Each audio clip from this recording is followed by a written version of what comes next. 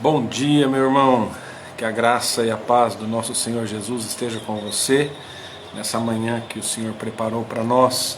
Eu quero aqui hoje compartilhar com você mais um devocional e hoje eu quero ler com você Romanos capítulo 3, dos versos 23 a 26. Diz assim: pois todos pecaram e estão destituídos da glória de Deus, sendo justificados gratuitamente por sua graça, por meio da redenção que há em Jesus Cristo.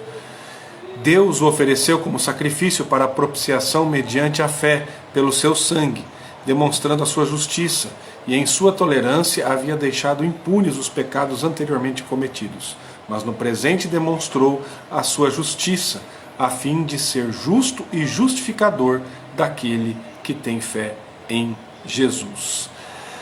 No nosso último devocional, nós falamos sobre a acusação que o apóstolo Paulo faz a toda a humanidade, tanto judeus quanto gentios, tanto você quanto eu, como sendo todos nós culpados diante de Deus, porque somos pecadores perante o Senhor e nós somos objeto da sua ira justa por sermos de fato pecadores. Mas aí surge uma pergunta que é muito importante nesse processo, nesse conhecimento da presença de Deus, no conhecimento do Senhor e da presença de Deus na nossa vida. A questão é, como que pode então um Deus manter a sua ira justa contra o nosso pecado e ainda assim nos amar apaixonadamente de maneira misericordiosa e graciosa? Como que pode então um Deus santo, um Deus glorioso se relacionar com pecadores? Então aqui nós temos algumas observações que podem nos esclarecer isso no texto que nós lemos. A primeira: o pecado ele deve ser punido. Deus ele não pode manter a sua justiça sem punir corretamente a culpa. A alma que pecar, esta morrerá, a palavra de Deus diz.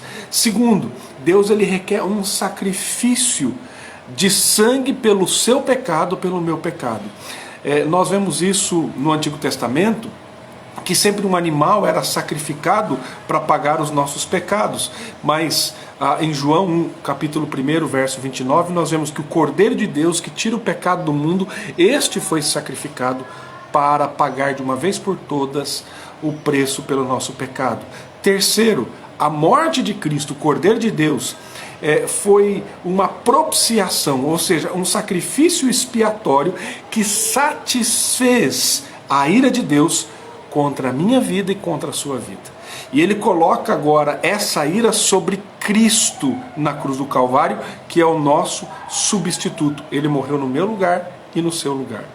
Quarto, como resultado disso, dessa morte expiatória de Cristo, eu e você agora fomos justificados. Aquele que recebe Jesus Cristo por meio da fé, pela graça de Deus, ele é justificado e declarado justo perante ele. A nossa dívida, a nossa conta é paga.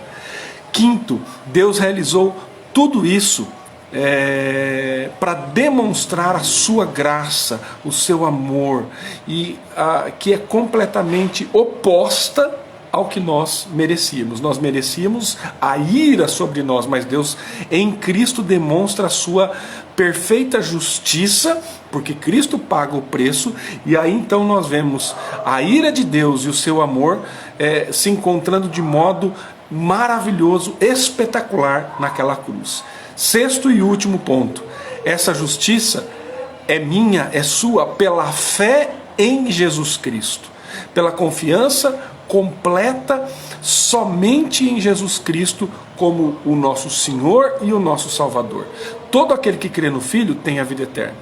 Agora, o que isso tem a ver com a minha ira e com a sua ira, com as nossas manifestações de ira? Tem tudo a ver, querido. Sabe por quê? Porque se você fixar o seu olhar em Cristo, se você olhar para o seu Redentor, aquele que graciosamente levou sobre si aquilo que você merecia, nós devemos agora louvá-lo porque ele suportou a minha ira e a sua ira na cruz do Calvário.